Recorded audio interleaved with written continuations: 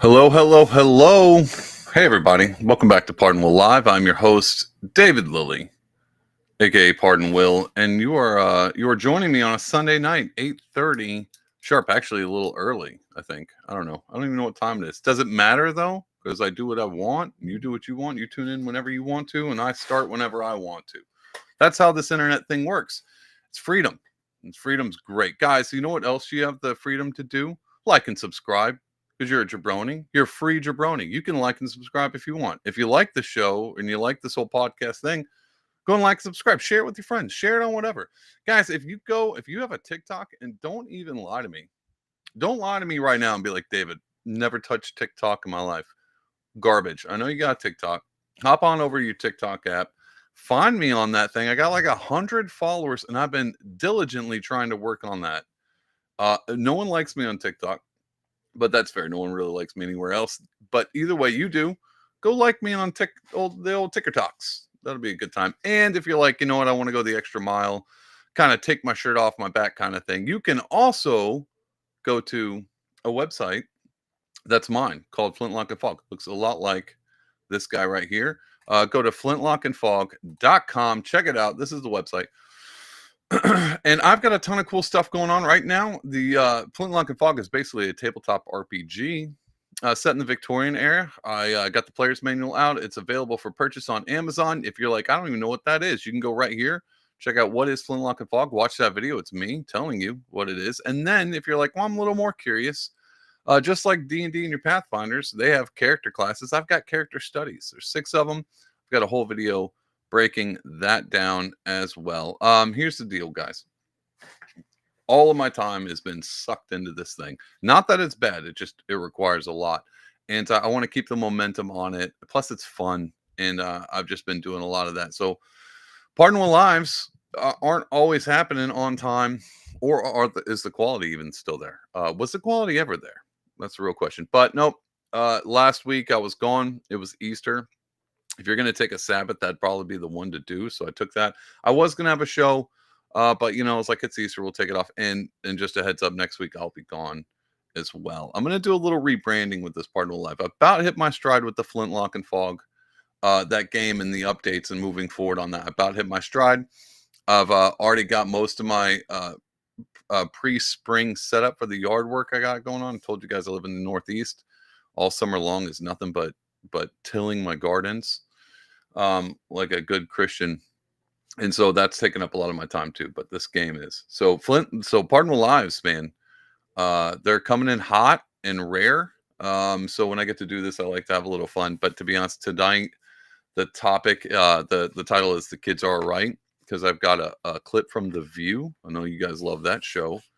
We're gonna chit chat about how this next generation coming up might be okay, and the reasons behind that. Really, we're gonna talk about free speech and combating ideas, and what it means to do that, and why it's important that everybody gets to say what they want to say, and everybody gets bashed for it if you say something stupid. So that's what we're going to be going over tonight, guys. The chat is also open. Let me pop that guy. I'll keep an eye on that. If you have anything you want to shout out, say in there, hi mom, anything like that, you can put that in the chat. I'll most likely read them, even if they're insults to me. Those are my favorite to read. So I'll do that as well. And I think I'm streaming on X, YouTube, Rumble, Kick, and what's the other one? I got another one I'm streaming somewhere. One of those. So if you're like, whatever you're watching this on, you're like, well, I don't want to watch this on this thing. I'd rather go watch it on what other platform. You can do that as well. All right, so we're gonna get. This might actually be a long show tonight too, guys, because I missed last week and I'm gonna be gone next week. So I'm gonna take my time with this one. Heads up, we're gonna be a little bit all over the place. We're a bit sporadic. This one was kind of hard to condense into a singular theme, so I'm gonna fumble my way through it. But I think we're gonna have a good time.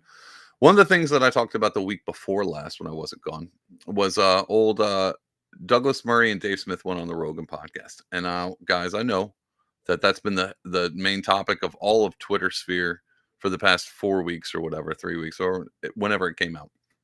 And I was like, I don't want to talk about this again because everyone's talking about it. But I thought it pertinent to the kids being all right, because that's really what we're talking about is Is this next generation coming up? Are they going to have a good head on their shoulders? They're going to be able to manage and critically think through a lot of things. And I thought, to regurgitate the Douglas Murray thing, Dave Smith thing, that conversation, that debate, the Israel, Palestine, Ukraine, Russia thing, I thought that would be a great thing. Let's just bring that in right off the bat. We'll segue into our other clips and chit chat about it. So here's my first video. Oh, got some program kinks too. This is just a precaution.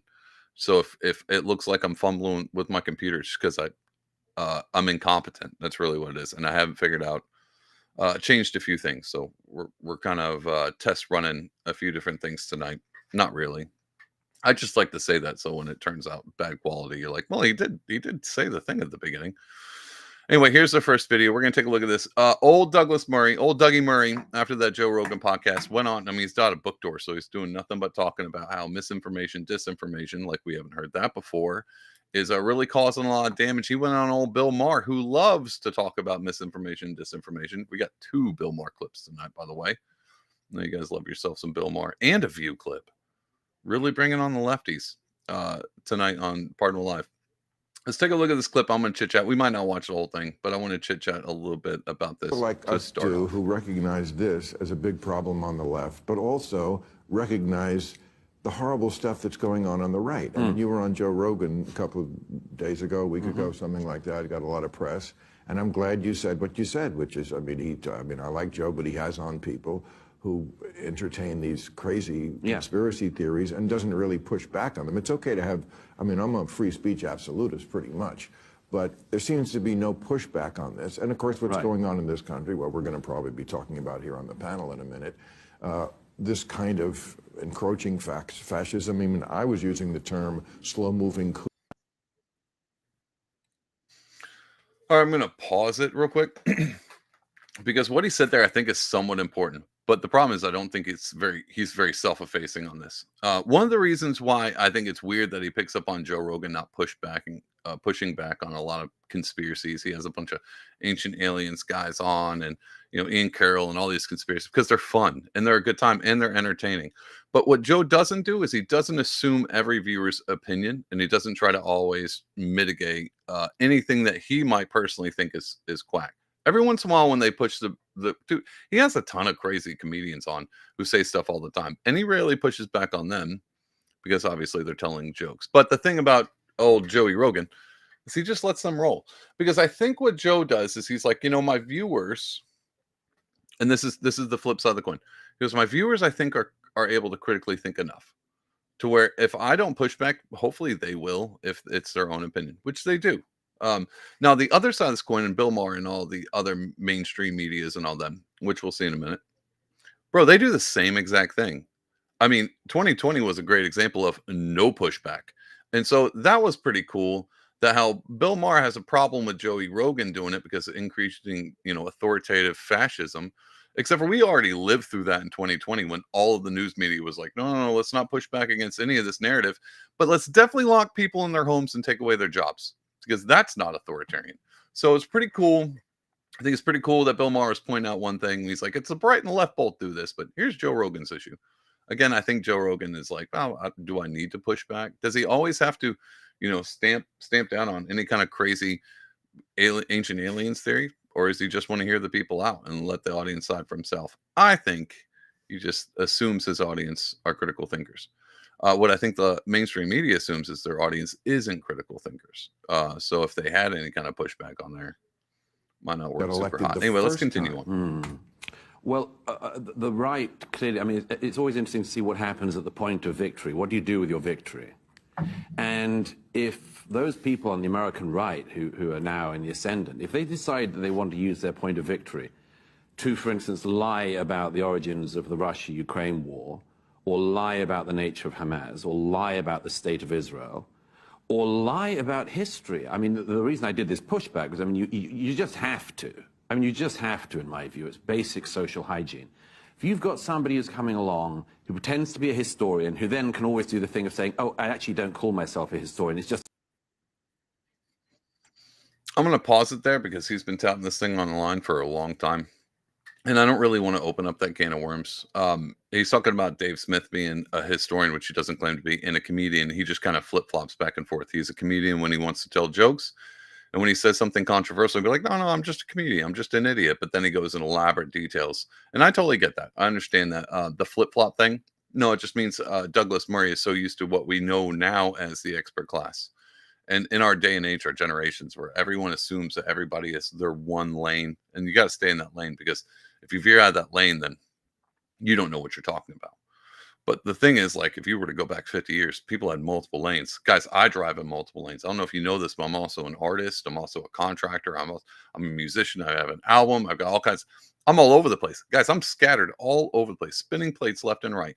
So if he was like, hey, David can't do a podcast because he's an artist. What's he doing with a podcast, talking about politics and stuff?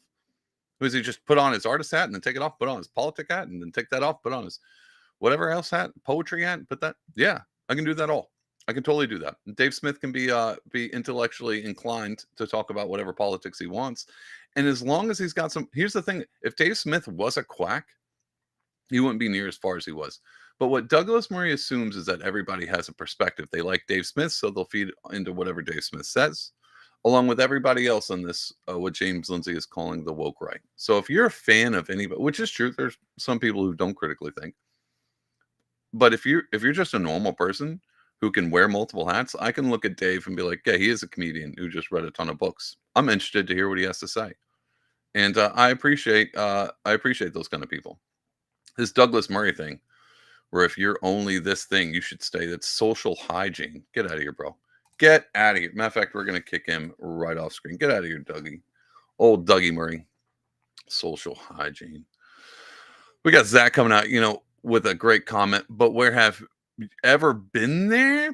I like how he typed it, "been there," because that's old Dougie Murray. Have I been? You know what the thing is? I have never been on Bill Maher, so I probably shouldn't critique old Billy Maher. Well, shucks for you guys. I'm going to be critiquing Bill Maher later on. Again, here we go. So this is I'm going to pull up another thing. This has a lot to do. Here's another person I'm going to critique.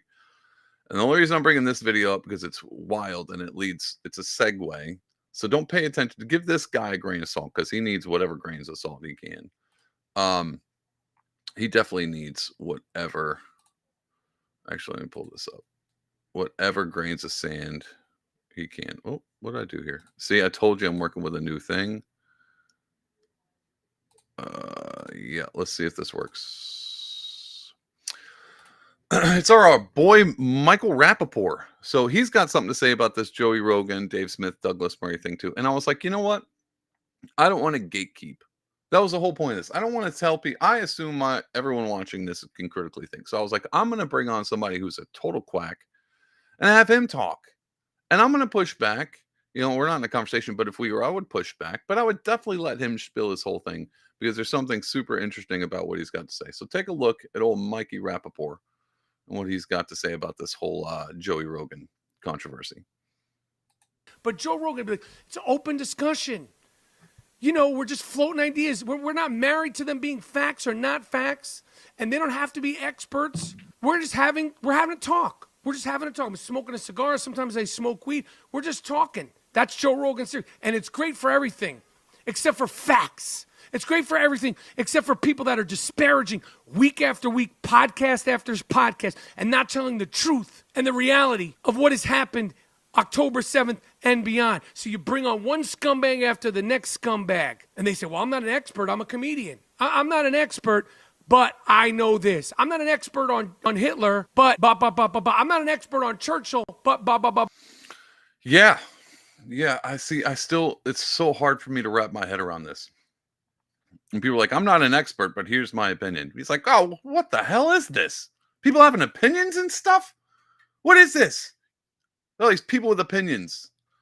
Look, I've got an opinion on Michael Rappaport. And I've said this on Twitter, I'm going to regurgitate this again. If you own a microphone and with a podcast and you don't have a mic stand, get out of here, bro. Like, get out. He's just waving his mic around, and it's got an attachment for a mic stand. He could easily be controlled, compose himself, and talking to the microphone, but no, he's got to wave it around. He's so passionate, spitting all over the screen and stuff. It's wild. Michael Rappaport, crazy lunatic, and I'm letting him speak on. I'm platforming Mikey Rappaport. Legacy Rice says, "How is Michael Rappaport still alive?" I have no idea. Imagine the jabs, the number of jabs, bro. Imagine them. They're really starting to show. Let's continue on. So that's his thing. He doesn't like that Joey Rogan can just have comedians and people who like to have opinions on, and all this free speech, all this daggum friggin' free speech. This friggin' free speech. All these people saying the things that I don't want to hear and I don't want to be said. All this free speech, guys. It's awful. Let's go back. Let's continue watching. I'm not an expert on the conflict in the Middle East, but here's all of my thoughts. I'm a comedian, but we're not going to do any jokes. We're not going to talk comedy. I'm just going to expound on all my thoughts. Bro, yes. Absolutely, yes. Guys, I'm not a comedian, but I tell jokes all the time. All the time on this stupid live. I'm always telling jokes. Not the time. Most of the time I'm on here telling jokes. I'm not a comedian. Maybe does that make me a comedian? All right, here's the thing. What makes a comedian? If you tell a joke, what if it's a bad joke? Are you still a comedian? Because me, I'm not a comedian, but my jokes are hilarious. So obviously, I might be a comedian now, and an expert, and an artist, and all the things. So what does it take to be an expert? What does it take for you to have an opinion about Israel and Gaza and all that stuff? Or Ukraine and Russia? What does it take for you to have one of those? You should be allowed to talk in the market sphere of ideas. That's fine.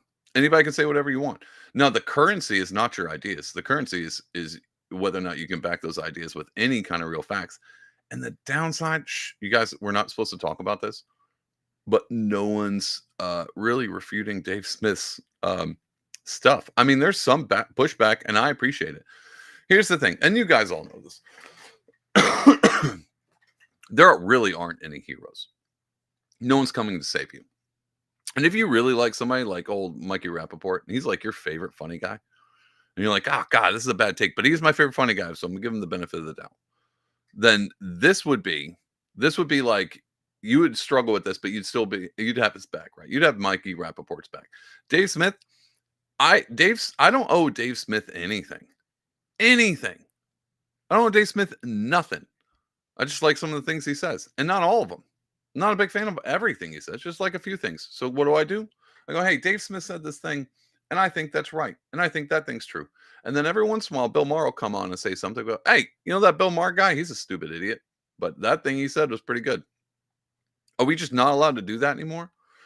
But Michael Rappaport, if you sign on to his tribe, which we've noticed over the past few years, except for he did have he lost it with the Democrats. He may have voted for Trump. But that was a weird breaking moment for him because everything he knows is tribe. Here's the thing. To them, it's a collective. This is the key to unravel. It's a collective. So if they disagree with something that the collective is saying, they just don't say anything at all. They don't point at, hey, they don't push back because it's their tribe. And they assume everybody else does the same thing. It's wild. It's absolutely wild. Old Mikey Rappaport. Let's finish this guy. Let's finish it up. Let's let him spit on his mic a little bit more. I wanted to give him plenty of time to spout his thoughts, that he has a problem with other people saying their thoughts. Joe Rogan will have all these people come on and talk about history, Israel, Jews, genocide, and Hamas. But if I came on Joe Rogan, I was like, Joe, I'm an MMA fan. I've never been in a ring. He would say, have you ever, worked out MMA? No. But do I have to do it to be an expert? Do I have to actually spar MMA? Can't I just... It's my opinion. I've talked to some fighters, and my brother and I, we used to pillow fight. Joe, my brother would use the heavy pillow, and when he hit me with that heavy pillow a couple times, it hurt. So I know what it. All right, I think you guys understand this analogy. He just goes on and on and on and on. But I'm going to shorten this for you. If Mikey Rappaport was like, I've never played MMA, I've never sparred, but here's my opinion. And Joe, who has played MMA, was like, yeah, you're not super far off. That's a good opinion. Now, did he need to be in a ring to have the right opinion about that? Like when I watch MMA, which I don't, be like, hey, that headlock seemed pretty tight. I bet that guy was choking. And Joe Rogan be like, hey, Dave, you're absolutely right. He was being choked out. And I'd be like, oh, how did I know that? Holy crap, Joe. How did I know? Shook the table on that. How did I know that guy was being choked out? How did I know? not ever being in a ring and having never been choked out. How did I? Because it's friggin' obvious. That's the problem. So all this stuff where it's like, well, yeah, how can Dave Smith have it? How can any of these people actually have opinions on this? Because some of this crap is really obvious, and we're just pointing things out. Well, look at that. That seems pretty obvious. Like back when Joe Biden was falling downstairs and mumbling through his speeches. Now, I'm no linguist, speech therapist, or am I a doctor to be able to cite that someone has dementia? But I knew, you knew, we all knew, but we're not experts. We need to shut up with our opinions. But we all kind of knew why, because it was obvious. So this is where the Douglas Murray, the old Michael Rapport, and I know I'm spending way too much time on this because oh my God, has this been the topic for forever the past few weeks?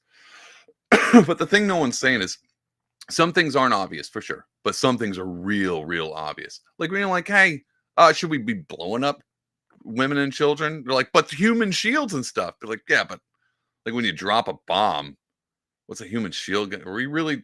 Is this our only thing? It's the same thing with COVID. It's like, hey, should we be giving kids this jab? Like grandma. And you're like, oh God, okay. Grandma?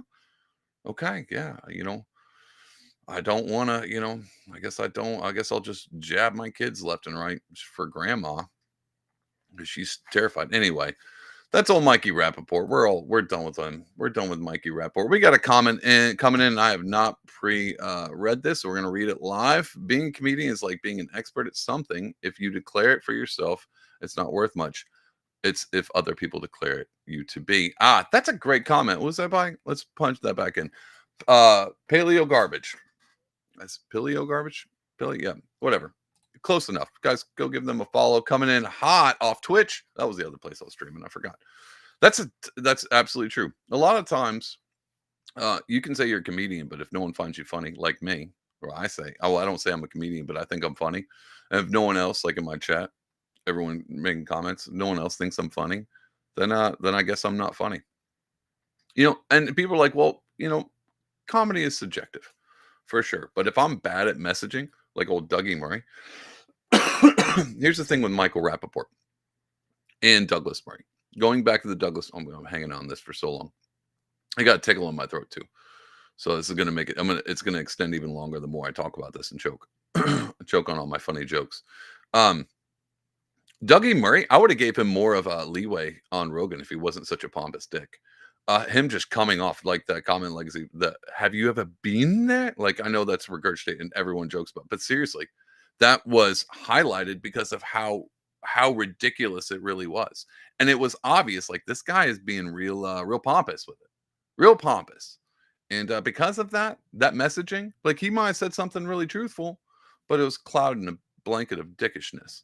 And so I don't believe it. And Mikey Rappaport, like I said before, might have a really good point, but I can't hear his point over the fact he's waving his microphone around instead of putting it on a friggin' mic stand. So Mikey Rappaport's out. And he spits on the camera. I mean, you can't see it, but there's some spittle. There's spittle in there. Anyway, that was that. Guys, I just want to cover that again. Go over it one more time for you all. We've got, let me get out of this. Sorry, I'm playing around with things. All right, where was I? Stop sharing. All right, we have got another clip. So this is the theme. This is going to be the theme of tonight's The Kids Are All Right. I peeked in on The View, and I'm going to subject you guys to The View real quick. And I was like, hold up, this might be gold. And then it just train wrecks from them. So we're going to chit chat about this because this is going to be a lot about, this is really the main topic where we're tying in the Joe Rogan thing. Whatever, you'll get it towards the end. You'll understand. It is wild, guys. It is a freaking wild. Let me do crap. So let me show you this this View clip. Holy crap. And to be honest, guys, I do feel bad that I'm subjecting you to The View. Listen to this. Oh, and by the way, I don't know their names, so it's going to be hard. I think this is Joy Bayard. Maybe. I don't know. I don't know. A Fox News poll just revealed that President Trump's approval rating is 11 points underwater.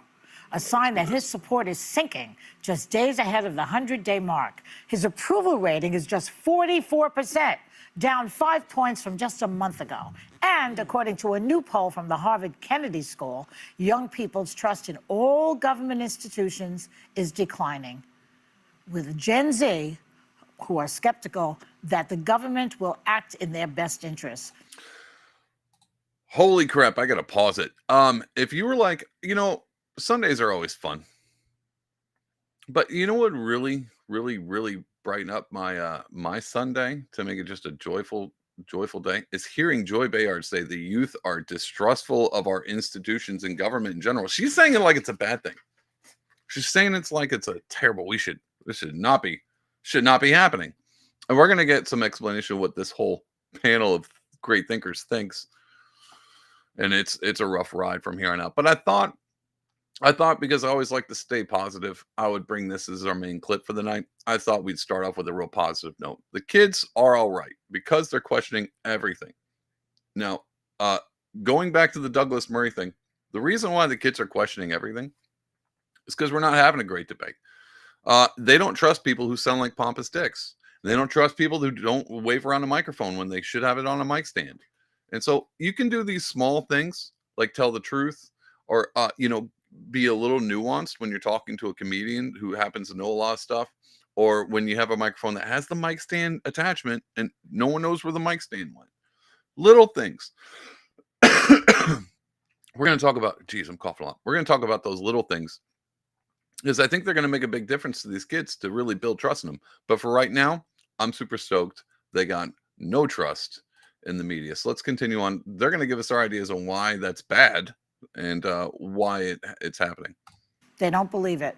Why do you think they lost so much trust? Yeah. But that survey had a lot of data to unpack, which found that 15% of young Americans believe the country's headed in the wrong direction. 29% don't support Republicans, and only 23% support Democrats. So this is saying that this younger generation under me is just widely distrustful of institutions. And I understand why they are. So think of this. They came up in the COVID pandemic era of lockdowns. They came up when they, were being told information that said one thing. They were isolated, separated from their peers. They also grew up in the age of they always had cell phones and they always had social media. For all the traumas millennials went through, I am so grateful I didn't have to grow up with an algorithm that's meant to make me radicalized and hate people around me or to feel isolated and bad about myself. Yeah.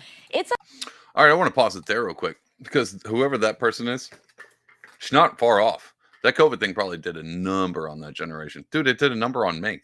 And I'm not even a youngster. You imagine if the youngsters, the youths, had to deal with the COVID. I got a buddy of mine. He's a youngster I work with. Didn't have a graduation or a prom or something like that. He went through the last bit of high school during the COVID thing. Wild. And yeah, totally distrustful of the government. And along with the internet thing, I know this sounds bad, like what you're saying, like this is terrible. Could you imagine if we had to grow? But trust me, it's not near as bad as they're making it out to be. There is actually some good stuff. There's actually some good stuff coming out of this. We also have another comment. I'm going to bring this one in because this is another good point from Paleo. Garbage. Have the youth been large supporters of the government in the past? I mean, that one, bro, good job on that. Yeah, that's something to notice. Dude, when I was a youth, it was during the George Bush, the Iraq War, 9/11, stuff like that. No distrust whatsoever. I was also in a punk band, and so that was kind of one of the things you had to do. I mean, not had to, but I just fell into that. I didn't care about politics until I was like in a punk band, and all my favorite songs were like Anti-Flag and Guttermouth, and I was like, I'm really talking about George Bush being a war criminal a lot. What is this thing? What is this Bush being a war criminal thing? What is depleted uranium? And so yeah, Novavax radicalized me to be distrustful of the government. Before then, I was just apathetic. But good call. All right, let's go back because it gets so much worse. And at first, I was like, hey, The View is turned out to be a show I might like. Nope, wrong. It goes downhill fast. a very hard time to be a young person in this country. Yes. And I think they also see they've only lived in the politics of division. Most of them were kids when Obama was president. They don't even remember George W. Bush. So they haven't seen normal politics. They haven't seen it modeled. So why should we expect them to trust our institutions or to trust our elected leaders? All right, I got to pause it right there. This is where I'm talking about the good part. This is why the kids are going to be all right. They don't trust politics as usual. The problem was politics was never as usual. It's a show. It's a clown world. They lied to you then. They're lying to you now. They lied to you for 2020. They lied to you. Politics is fake. It's a lot of fakery, and we've seen that for the past however long. So these kids grew up being like, "Oh, we don't remember what it was like George Bush." No, you're actually seeing behind the veil a little bit, and Trump kind of did that, not in the bad way, in the good way. The media and the state and all of the government, they lost their minds when Trump popped in. Everything was usual. The Republicans they called the Democrats liars, and the liars called the Republicans evil, and Bush is just like Hitler, and Reagan is just like Hitler. And it's just the same thing over and over again, just a cycle, rinse and repeat, rinse and repeat, rinse and repeat. They're all having dinners on golf courses with each other the whole time. Just lying to everybody. Everybody's shaking hands in the back. It's theater, guys. What I tell you about theater kids? They're all theater kids. It's all theater. This generation, because what we just went through, and we're going to get to that. This generation peered behind the veil a little too soon. And they were like, bro, I wasn't trustful of the government already because, punk rock music. But now I'm looking at what's going on. And the fact that, all of the lies are just obviously lies. Like you don't even really need pushback on it. It's like, oh, this is a blatant lie. There was no politics as usual, and it just got exposed. And so these kids, thank God that they weren't brainwashed. And so now they're like, yeah, it's all fake. It's all fake and it's stupid. And so, yeah, I thought she was spot on with that. They're saying all these things like they're bad. And you might be thinking like, David, low trust society is bad. It can be bad. We're going to go in details of why it's not bad. Let's continue on because the next part is awesome.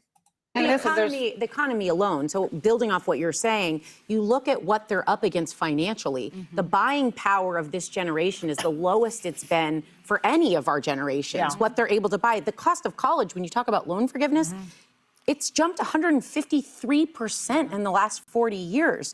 College is unattainable. And I don't know if just attacking the loan part is the problem here. Why are colleges that expensive? Like all the housing prices, what they make, their wage has not kept up with the inflation and the cost of everything. Right. They are not going to be better off. Parents raise kids to say, I hope I can give my kid a better life. This generation is not getting a better life. They are climbing a mountain right now. And we're talking. So another good point. These kids going up, it's going to be difficult for them. They're going to have to bop and weave. They're going to have to figure their way. Now, are they all of them going to figure out a way? They're going to, no, it's going to be difficult. Again, it is a bad thing, but there's a silver lining to it, and we're going to get to it. So I just want to point that out. Keep that in mind, what you just said. So there's a silver lining, I promise, and we're getting there. Talking about trust in government institutions, right? So we're talking about judicial, Congress, and the presidency. Yeah. They are living right now through a time where there's no checks and balances, where Right. the separation of power seems to mean nothing. This is also the generation, in addition to COVID, that has lived through now true Trump terms. Yeah. They saw January 6th when they were teenagers. They saw the president be impeached. All right, I'm going to let her go on this horrific tirade because it's completely... No. Just so you know, it's not any of the other stuff. It's just Trump. Like, the only reason these kids don't like the government, it's not the media lying about him or the government spinning things or them trying to arrest him under false allegations. Any of that stuff, any of the fakery, it's not the fakery that was blindly exposed by Trump. It's Trump himself. He's the reason why the kids don't trust the government. Now, if you were to go, David, what if she's right? They'd be like, okay, well then there's a second reason why I voted for Trump. Because if Trump gets in and people are still like, hey, I don't know about this state thing, maybe I should critically think instead of just doing whatever it tells me to. If Trump does that for the youth, again, sign me up. I'll vote for him a third time, dadgummit. Third time. 2028. Let's go. Geriatric Trump all the way. If it's going to keep these kids questioning the things around them instead of just blindly falling suit to whatever it is. But again, it's not Trump. It was the world around, and Trump was just a key. He just lifted up the rock, and then all the kids were like, "Oh my God, look at all this! Look at these spiders under here, weaving their webs." And that was it. They exposed themselves to Trump. But I do like how she was like, no. Everybody ignore everything. Even the January 6th. Does she not remember what happened in Jan 6th? She remember the summer before January 6th? None of these kids knew about that. They're like, no. All of my major town centers burning to the ground. But no, that's fine. That's totally fine. January 6th, that's where it gets me. That's where it gets me. Friggin' wild, guys. Wild. This chick is my favorite. This is the kind of thing where if I had her on the podcast, I wouldn't push back at all. I'd Joe Rogan it the whole way. Just keep on yapping. Keep on yapping. And I would just watch the comment section. Because do I need to push back on this? No. Why don't I need? I mean, I did, but it's just for funsies. If I were just to play that clip, would I have had to push back on it for you to be like, oh my God, David, maybe she's no. Because you critically think. Why? Because it's friggin' obvious that this is a propaganda. This is like she's just delusional. She is delusional and it's obvious. You don't need to push back on stuff like that. You can just let it roll. That's fine. Let her spout it. Matter of fact, I'm going to continue. We're going to continue to let her spout this because it's comedy gold. Twice. They saw the former president be indicted and convicted and reelected. Yeah. I mean, we're going through two wars that even though American soldiers are not involved, America is involved in Ukraine and the Middle East. So the wonder I have is how 23% still trust this president. There it is. That a girl. See, if you just let her keep going. I like the fact that instead of trust the government, which is what they were talking about, it's like I'm wondering how 23% still trust this president. Clueless. Friggin' clueless. Good times. Anyway, we're going to continue on. Actually, no, we're going to get to the comments.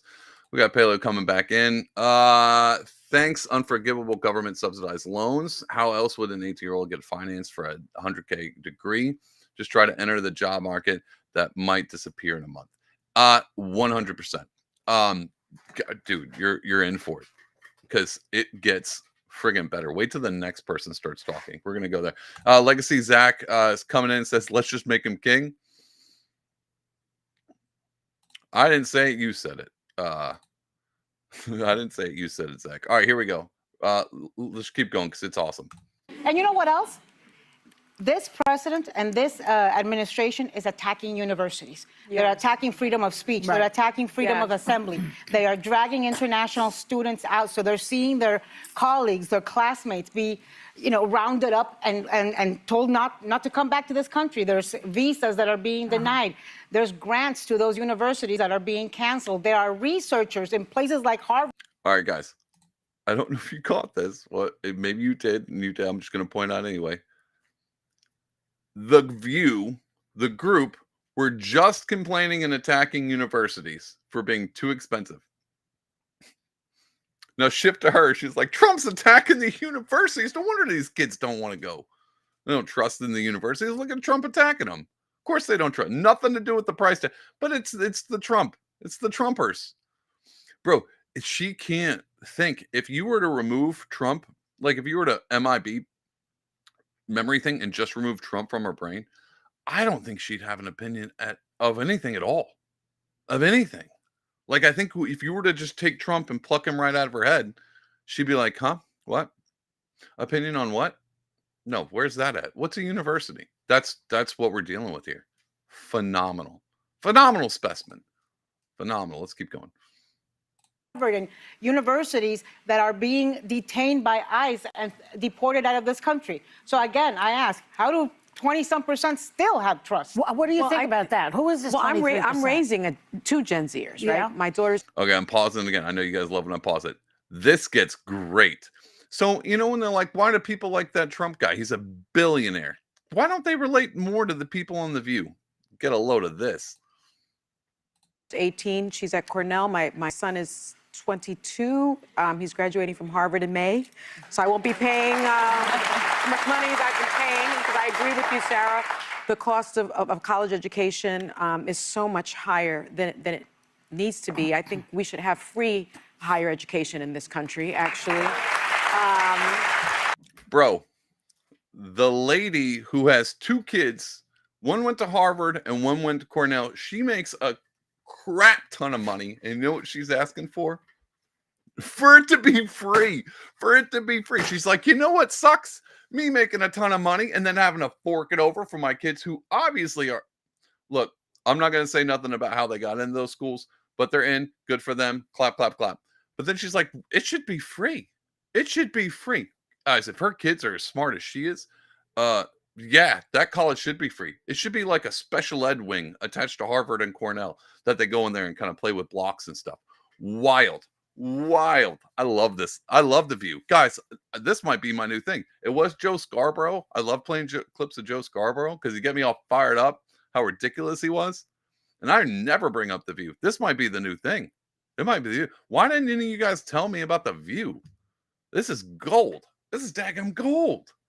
Anyway, let's continue. I want to hear about her plight of how expensive her Ivy League college tuition payment she's got to pay for her kids who probably shouldn't be there. And I see it for myself. I do see that they question everything. And I think a significant part of the reason that they question everything is because everyone is They're probably questioning, how the hell did I get into Cornell? I don't know if I trust this college if they let me in. What was my SAT score again? 16? No, 6? Yeah. Yeah, how did I get in here? I wouldn't trust them either. And I don't trust them. expert on TikTok. They think that their Google JD is the equivalent of my 30 plus years of being a barred attorney, you know? And so I think part of it is that. I think part of it is fake news and the misinformation that is prolific everywhere. But the one silver lining. I mean, I don't have to say it, but you guys, it would be not the viewers, The View. Dude, their mom's on The View and they watch it. And then their kids, and they're living through life being like, nah, man, I don't know if my mom's got it together. She has a 30-year degree in a bar. She passed a bar exam. Super smart. She's a super smart person. And they're probably like, God, is anything real anymore? Is anything real anymore?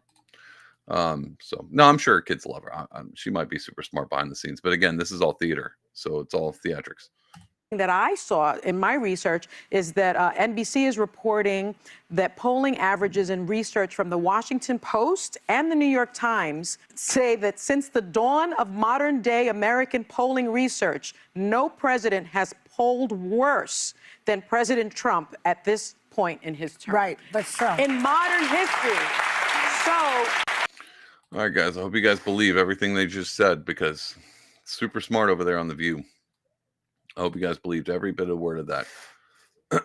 polling that you should trust the institutions. The reason you don't trust the institutions because the polling data shows that Trump is the worst polled president in this particular term ever. Which one? Like a second term? I mean, like his second term, or is this the term after we reelected him after a senile old man? Is that, is this who we backing this up against? Anyway, it doesn't matter. All of it's fake. But I did like The View, guys. I am really friggin' liking The View. We got some more comments coming in. Paleo's back in. Sounds like she's attacking the removal of people on visas, not actually universities. Yeah, she is. She's attacking all the things that Trump has anything to do with, which is fine. Like, I'm glad that at least she's attacking some things about somebody.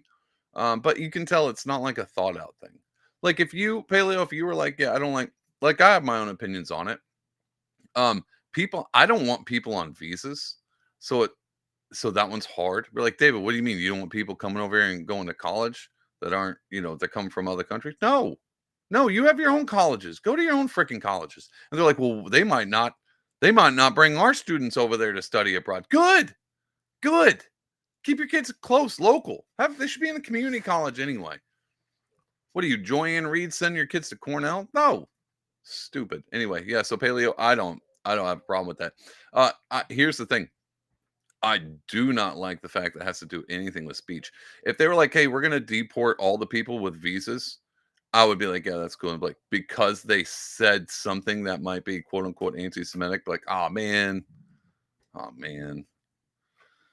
Not that last part, but the first part, deport them, because we all know, along with the institutions. Here's the other thing. I mean, this is why this topic can hit all the things. And this is why the kids are going to be all right. Is all this particular label thing, you have to start critically thinking. Because back in the day, before when politics was normal, like Joy-Ann Reid said, or who, they're all Joy-Ann Reid at this point in time. I don't know their name, Joy Behar, whatever. It's a lot of Joys or whatever. I don't know. They're all the blob, the View blob. I think of them all as one because they really have no differing opinions. They grew up in normal politics. Oh crap! Now I forgot what to say. Oh, when you called somebody a racist, people were like, "Oh my god, am I right? Oh, that's awful." Nowadays, these kids don't care. You call a Gen Zer, "Hey, you sound a little racist," they're like, "That word doesn't mean anything to me anymore." Same with the whole anti-Semitic thing. They're like, they're kicking kids off colleges for protests because it's anti-Semitic. Well, what does that word mean anymore? It seems like you guys are just locking up everybody who says Christ is king on the internet. That's apparently anti-Semitic. So all you Christians, if you're a Christian out there, guys, you're anti-Semitic apparently now. Doesn't matter if Jesus was a Jew. So you just hate all Jews too. So we just put it on everything. Let's just put it on everything now. And so the kids are growing up being like, oh, these words don't, when you do this, these words don't mean anything. I spent an hour on why we shouldn't overuse the R word, because I don't want it to go away. I don't want people to just be like, oh no, we abuse the R word. We said it too many times. I'm not saying don't say it. I'm just saying let's not abuse it like all the other ones, because we don't want that one going away. What I mean by the R, I have to do this every time because I'm wondering if people in the audience are like, R word, what's he mean by R word? The word retard. It's back, and it's back with a vengeance. We're going to try to hold on to it for as long as we can without offending everybody. We also got Legacy Zach coming in. It says the Mockingbird media needs us to fight on their false narrative, left versus right show. Absolutely. Legacy is absolutely right. This whole thing, guys, is just to kind of keep you up in arms. They don't like nuance. I told you this. They hate, that's what the week before is. Nuance nonsense. They don't want anyone having nuance. And you can tell this because even the algorithms don't push nuance. And now it might be a tribal thing. But the thing with nuance, people really hate nuance, is because, and you can tell, because if you have a podcaster out there who goes live at 8:30 on Sundays and he's nuanced, guaranteed not going to go far. You can only go far if you say some outrageous stuff on either side. You got to pick a tribe and you got to go full tilt ahead. Extreme. This is the only way you stand out. Now, if you have a nuanced opinion like a normal person, you're just a dime a dozen, because there's a lot of us out there. We are the horde. We are the nuanced horde. It's the quiet, what's that? The quiet majority. Most people actually look at situations and be like they'll look at that Douglas Murray, Dave Smith debate and be like, yeah, I get it, but him having been there doesn't really matter. That was the quiet majority. And then everybody else on the stream was like, Douglas Murray, he's a shill, and Dave Smith, he is Hamas. Like there was that whole thing. It's like, no, you can think about this critically, but they don't like that. And the algorithm hates that too. So it only pushes extremes. So all of you nuanced people in my chat with your thinking caps on, you're not going nowhere. Nobody except for here. You can come hang out with me on Sunday nights. We'll go back and forth with our nuance, but people aren't going to like that. Legacy Zach is coming back in. Then people need to stop being retarded. You know what? People do need to stop being retarded. That was a good comment.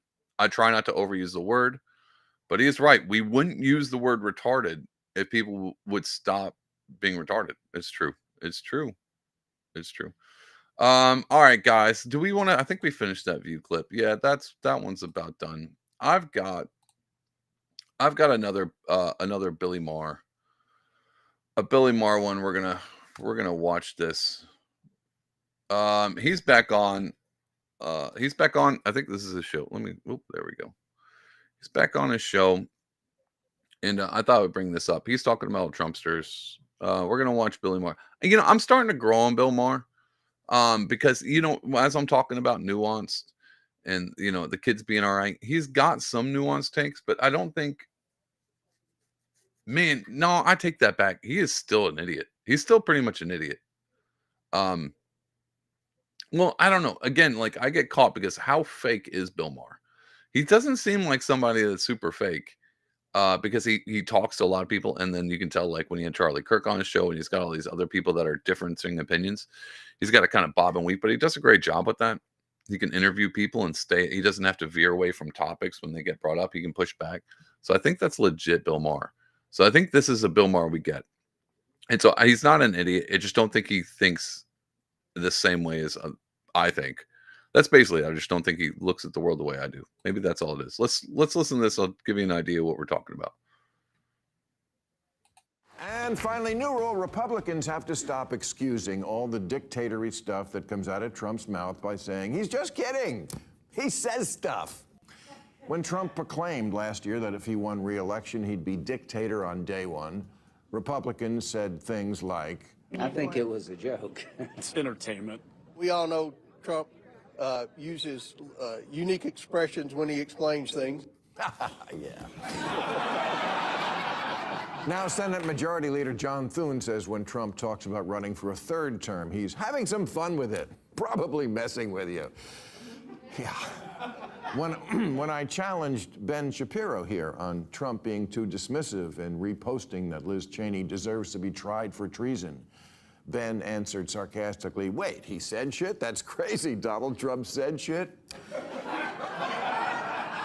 This is such an interesting position for a political party to take about their leader. Trust us, there's nothing to worry about. Our guy is just full of shit.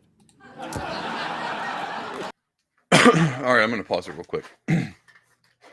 Because I think I understand where he's coming from. And from the surface level, if you haven't seen behind the veil as much as all of us have, you're like, hey, and I get why his audience laughs at this. But the truth is, it's not, at least for me and from what I can tell from most people that I'm around, all the excuses that those Republicans like, well, he says things, he's hyperbolic. They should have doubled down. Trump says all kinds of random stuff. You want to know why? I can tell you why. I mean, he's a businessman. It's not like 4D chess like you think it is. Every time he did say something, like, there's very fine people on both sides, but I'm not talking about the white supremacists. The entire media and government and all people, Obama, Hillary, everybody, all the big heads in government and all the major medias were like, hey, he says there's fine people on both sides, and they just clipped that part out. So if you were Trump and you were dealing with this for just years on years, every time you said something important, they were like, look, he means bloodbath. Not like the cars, but bloodbath. At what point in time do you start going, fine, I'm just going to say whatever the hell I want? And you can do whatever the hell you want with it. It's not like if I say anything important that you really care. Like if I say something that I actually mean, it's not just garbly gook. If I say something important and you're just going to consume it, why don't I just throw out everything? Why don't I just say whatever? Dictator on day one. We're going to annex Canada. We're going to take Greenland. We're going to rename the Gulf of Mexico. Why not just start doing that? What are the news going to do? Spin that into something else? So the thing Bill Maher doesn't understand, and I get why government officials are like, he kind of, because they're trying to backstep and they're trying to keep things, but the politic game is gone. We're not playing politics like anymore. And if the internet hasn't showed you that already, the fact that we can meme presidents in, and then every time Morning Joe comes on, all you have to do is post like 6 memes on his comments, and then he gets roasted. There's a thing called being ratioed, that itself. And you're like, David, that's the internet. That's not real life. Bro, everyone's on the internet. It's real life. It's real life. And the reason I say it is because art imitates life and life imitates art. And so it's the same concept. Internet imitates real life imitates internet. That's why when you would go to the water cooler and you'd talk and chit chat back in the day, you'd be like, hey, did you see that Friends episode that came out last night? And you chit chat about the Friends episode. Well, now when you go to the water cooler, it's like, did you see that meme? Oh, you didn't? Let me send it to you real quick. Internet is real life now. So what I assume, and I know Donald Trump says wild things, but wouldn't you? I would. At that point in time, we're like, well, David, that's not really the high ground. He's getting so old. At this point in time, you're like, do I care? Do I care? Should I just say whatever I want, whatever I feel like? What are you going to do? Again, what are you going to do about it? You're going to lie about it? You're going to say very fine people? You're going to run with that whole thing again? You already tried to lock me up and take shots at me.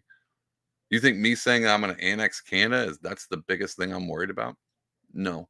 So when it comes to like people that are in the Trump camp, if you're in the Trump camp, again, no one asked me these questions because I'm on the periphery of the Trump camp.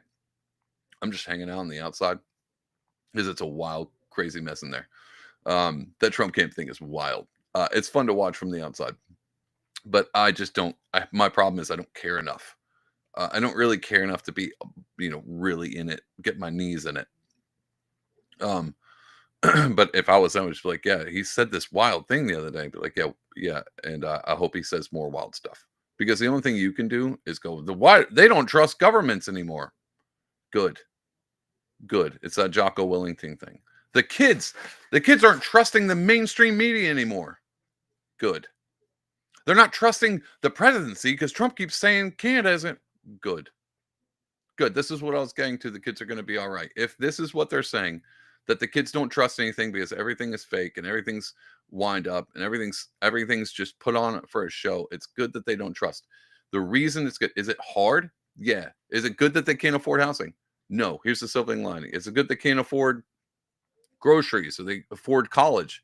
Is that good? No, it's not good. But there's always a silver lining. This is why I say good, because it means they're going to have to figure out other ways to get through this instead of being taken the bait of whatever the corporate sponsorship, the mainstream media, the government, state, whatever they were feeding them. Now they have to second guess everything. They did that, by the way. Your old Billy Mars is the one responsible for that. Your views, all your congressmen, all those people that, argue on the state floor, and then there's pictures of them shaking hands later.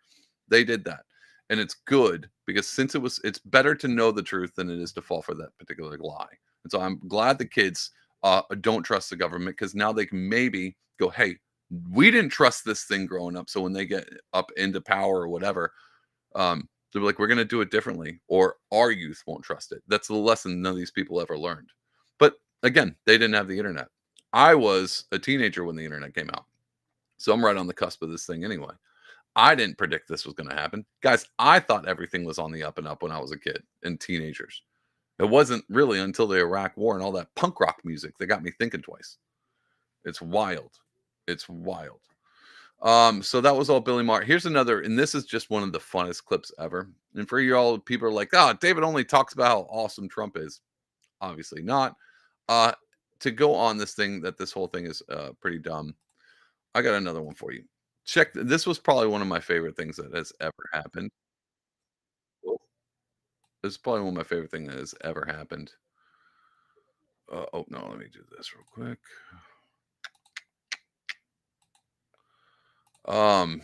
This is great. So this was an interview with a guy in the office. So obviously they're filming an interview. It's not like it's candid. It's a filming interview. Oh. It's a fantastic financial statement. It's a fantastic financial statement. Oh, boy. And let's do. Dealing with it. Let's go back here. Sorry about that. I really want you to see this. This is so good. I'm screwing it up. Screw it. On the home stretch, guys. On the home stretch of the show, we did so good all the way here. And now I'm botching it. I'm pulling them off of Twitter. This. All right. I hope they get it, because it's a fantastic financial statement. It's a fantastic financial statement.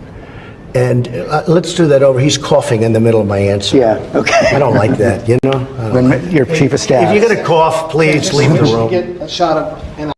But this is actually kind of funny because I've been coughing the entire time. I'll come over here. You just can't. Just to change the shot. Okay. Sorry. Okay, do you want to do that a little differently then? Yeah, we just changed the angle. Okay. Yep. Thank you. So at some point, put up. Bro, that's so friggin' great. I love it. David, what do you think these meetings are? Aren't these meetings real? You mean the ones in front of the camera? No, bro. That's rehearsed.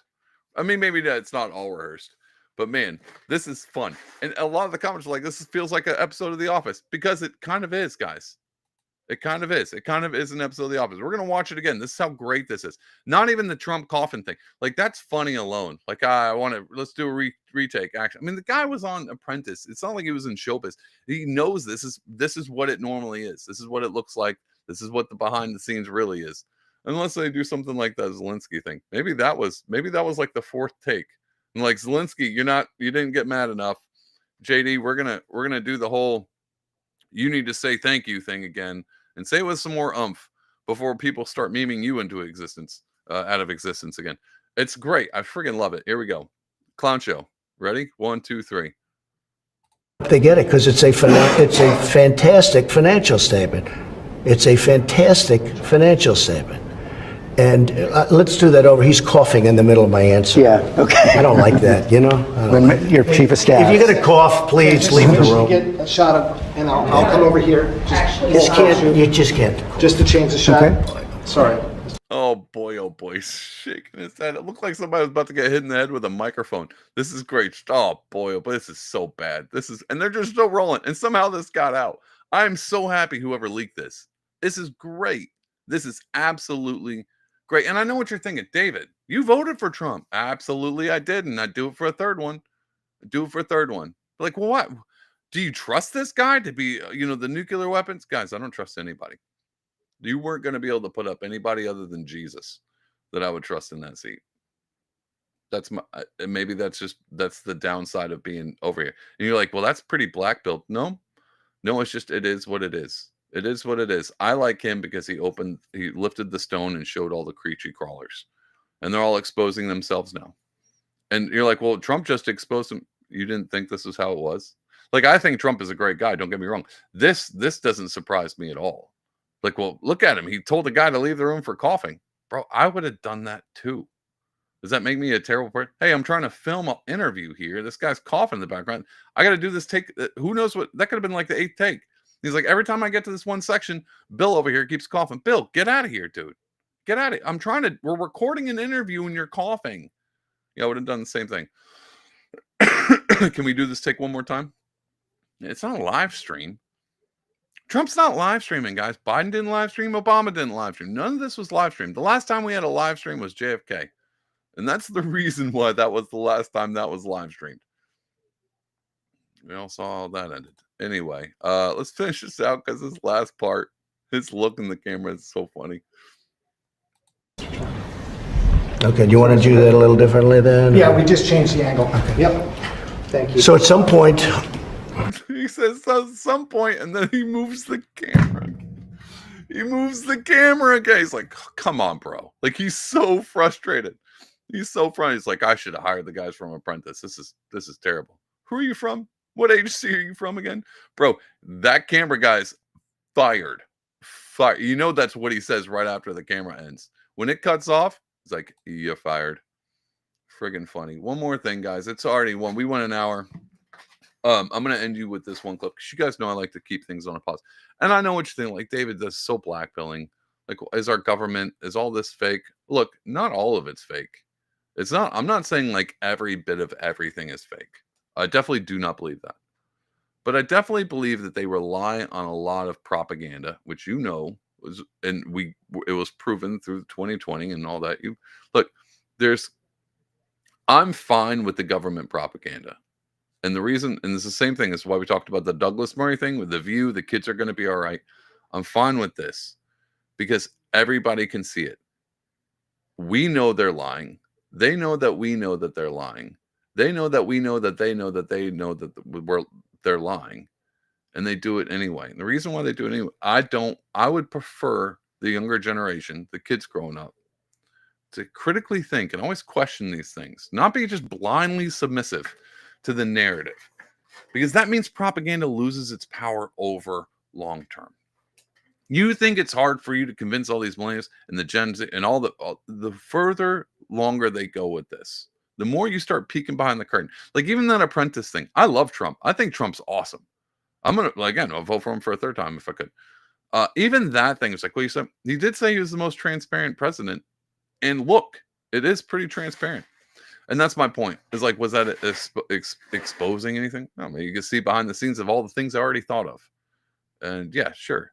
And every time The View comes on, it's like, this is a thing that's going on. This is why the kids don't believe. Yeah, I knew you were going to say that. Guys, you knew that they were going to say that. Every time Morning Joe came on, was like, Joe Biden's super cogent. He could run forever. He could be president forever. Yeah, we all knew you were going to say that. This propaganda doesn't work anymore.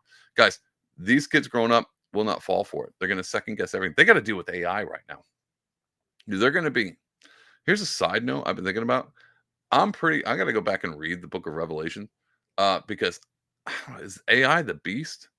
That might be next time's episode, because I'm trying to think. AI, I think, is going to play a part in the end times for sure. But anyway, stupid rant. I got one more clip I want to show you guys, and this is another reason why the propaganda. And again, I don't like to harp on the propaganda, but this is why even TikTok is great for these kids. This is a TikTok of a guy, and he exposes a Fortune magazine that came out. I just thought here's an extra one. It's in the subject, so we're gonna watch it. Let me do this real quick. Let's do this. This here is a perfect example of what the media does to get people to hate Trump. The Vatican asked Pope Francis' funeral attendees to wear all black. Trump wore a blue suit. So that's what the media says, and this is the image they show you, right? Now here's a picture with more context, and you can see how many other people were dressed. I'm zooming in a little bit more so you can see it. There's a lot more blue than what the media was trying to lead people to believe. Again, this is the image they showed us, and this was the reality. And this is a perfect example of why the trust in the traditional media is at an all-time low. Like, they had to zoom in and get the perfect situation to push their narrative. And again, it's not about being intellectually honest or even fair. It's about pushing a narrative. And this is a perfect example of that. And it's beautiful to see the American people picking up on that and not trusting these traditional media outlets. Clearly, he was not the only person wearing blue there. See, there it is. That was my point. See, even he said it. Even that guy in that video. It's like, it's beautiful. It's beautiful because America's just not falling for it anymore. Guys, if we're not falling for it, the majority of America, as these kids come up, why don't they trust the president? Guys, I'm not mad that they don't even trust Trump. Good. I like Trump. I would love for them to trust Trump. Sort of. I don't want them to just be all in. I don't want them to be, just Trump. Whatever Trump says is great. Tariffs, no tariffs, who cares? Doesn't matter. If Trump says it, it's wonderful. I don't want that for my youth. I don't want that for the generations coming. I don't want that for you. I don't want anybody to be like that. Going back to the Douglas Murray thing, like I'm fine with Joe having all the conspiracy theories on there all the time. Again, let all the crazy people talk as much as they want, like the Joy and Reid thing. Just let them keep going. Because this youth coming up, they're going to see through it. They're going to see, even if they haven't been there, they're going to look at that and be like, yeah, I'm not buying it. I'm not buying it because you need to learn how to present this a little bit more honest instead of being so condescending, dickish like Douglas Murray, or waving your microphone and spitting on the camera like Michael Rappaport, or just, blaming everything on Trump. Like, that's not going to work anymore. It doesn't work anymore. These kids, guys, here is your positive white pill for the week. And this is why I want you to be stoked. Is you're fine. I'm fine. We're all fine. We can see that, like, we get it. It's not all fake, but there's a lot of it that, it's just propaganda. It is what it is. These kids are gonna grow up with a head on their swivel. It will not be comfortable. It will not be easy. It's not easy constantly having to look around going, is this real? Is this fake? Am I being lied to? Is someone pushing a narrative? That's hard work. But if anything, that's good. Hard work is good. It slows you down. It makes things more difficult, but at least you're getting the right thing out of it. So you can go longer, last longer with hard work. If these kids, say you were me and you grew up with propaganda, and then all of a sudden something drops in your lap and you're like, wait, it's all fake? Oh my God, is this whole thing fake? And then you got to do a whole reshift. These kids don't have to do that. It's that Bane thing. Like, you've discovered it. I was born in it. These kids will be great. These kids will be fine. These kids will be fine. Guys, I hope you I hope you enjoyed the show. If you did, go and like and subscribe. You jabroni. Share this out with your friends. Always, put a comment, whatever. I don't know. Whatever the people do these days, they do is, they share this thing. Whatever gets me numbers. Don't I have to push a better narrative? Joking, guys. I don't have a narrative. I do have a narrative. It's Christ is King. And it's good to see through propaganda. Don't trust nobody. And there are no heroes. No one's coming to save you. Your salvation is found in Christ alone. And then you got to pick yourself up by your own bootstraps. Keep a head on your swivel. And and just keep going, and then find joy in all the things. Think about all the things that are lovely and good and all that stuff, like Pardon Will Live. Guys, Pardon Will Live 8:30 will not be back here next week. I will be gone. I have some stuff I'm taking care of, so I will be not in the studio. Week after, I'll be back, and maybe a little bit of rebranding. Maybe I'll feng shui my background up a little bit, put some different things up there. Who knows? But I'm going to take some time to really think about this and try to organize my time between Flintlock and Fog. And you're like, what is he talking about? What's this Flintlock? Go to flintlockandfog.com. Sign up to be a beta tester. I'm going to be doing that. You sit down with me for an hour. I play the game with you, show you how it goes, set you on your merry way. And you go out there and play Flintlock and Fog with all your friends, your nerdy friends. It's a good time. That was the worst ad read I've ever done. I'm going to clip that one. Anyway, guys, yeah, got a lot of stuff going on. I'm going to try to organize my time a little bit better, and we're going to come back guns a-blazing with fun clips, talking about all kinds of good stuff with a moral at the end of the story. Guys, I hope you had a fantastic week, and I hope you're about to have a fantastic week. Go forth, be fruitful, multiply. God bless ya